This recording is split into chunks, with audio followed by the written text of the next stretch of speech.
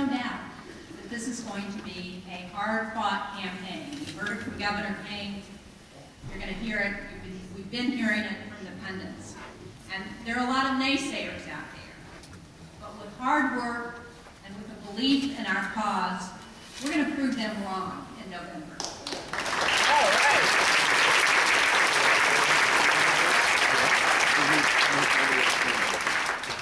I've always believed that when we have faith in our cause, keep our shoulders to the wheel, and ignore the naysayers, that we can win.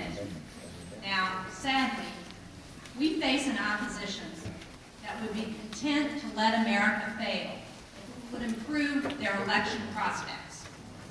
Delay and obstruction are their dual strategies in Washington. And I'm sure you all remember when earlier this year, a single Republican senator, Jim Bunning, blocked an extension of unemployment insurance for American families who've been hit hardest by this recession. 100,000 people lost their benefits during his filibuster. And what's most outrageous about Jim Bunning's so-called protest was that he was holding unemployed workers hostage in order to make a point about the budget deficit. Well, where was his concern about the budget deficit during the Bush administration? Darn right.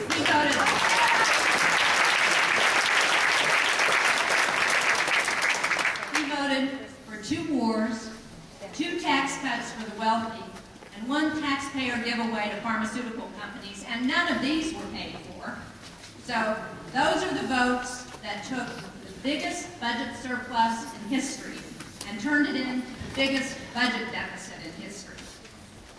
Listening to a lecture on deficit reduction from Jim Bunning is like listening to a lecture on international diplomacy from Dick Cheney.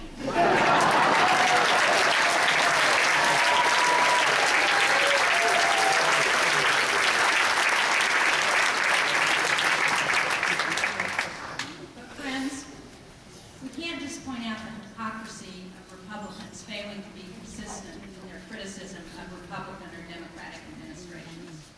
We've got to be consistent in ours. We've had a deadly oil spill in the Gulf of Mexico that now threatens our environment and our economy for years to come. And it didn't need to happen. We all know that BP and the other companies involved bear the largest responsibility for the spill. But they were able to escape proper oversight because we have a government agency that failed to do its job. And Democrats, sadly, that happened on our watch. The Minerals and Management Service is not working. It didn't work during the Republican administrations, and it's not working during this Democratic administration. The time for internal reviews and blue ribbon panels is long past. It's time to stop wasting taxpayer dollars on regulators who don't do their jobs.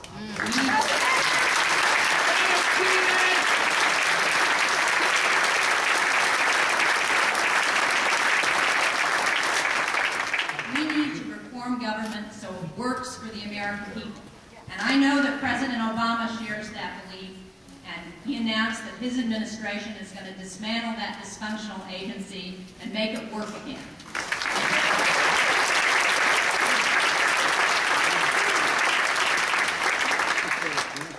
This election offers a clear choice. There is a fundamental difference between how Democrats and Republicans want to rebuild America. Democrats want to rebuild America by investing in the middle class and small businesses. Republicans want to return to the failed Bush policies of the past.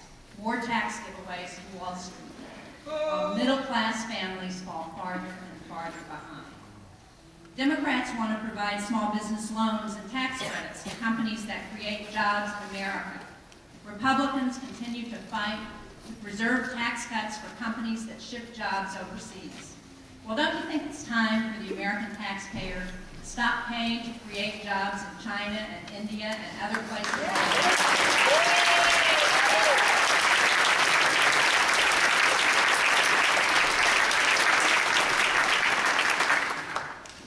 We also need to beat back the 21st century version of the Flat Earth Society. Global climate change deniers.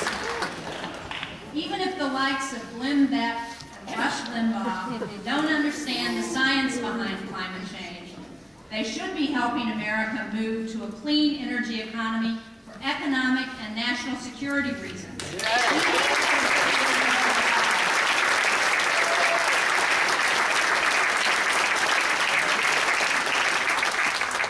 We need to stop importing oil from the Middle East. It's that simple.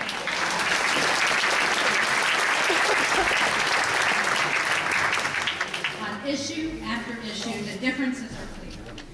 Democrats know that the way to rebuild America is to invest in middle-class families, small businesses, and jobs. And we have faith in the American spirit. We have faith in the most productive workforce on earth. Millions of American workers who are ready to rebuild our roads, our bridges, and our schools.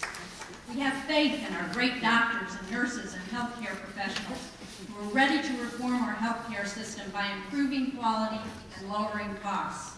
And we have faith in our small businesses that they can create the jobs that will lead us out of the recession. We have faith in our men and women in uniform who fight terrorism while upholding the ideals of the greatest democracy the world has ever known.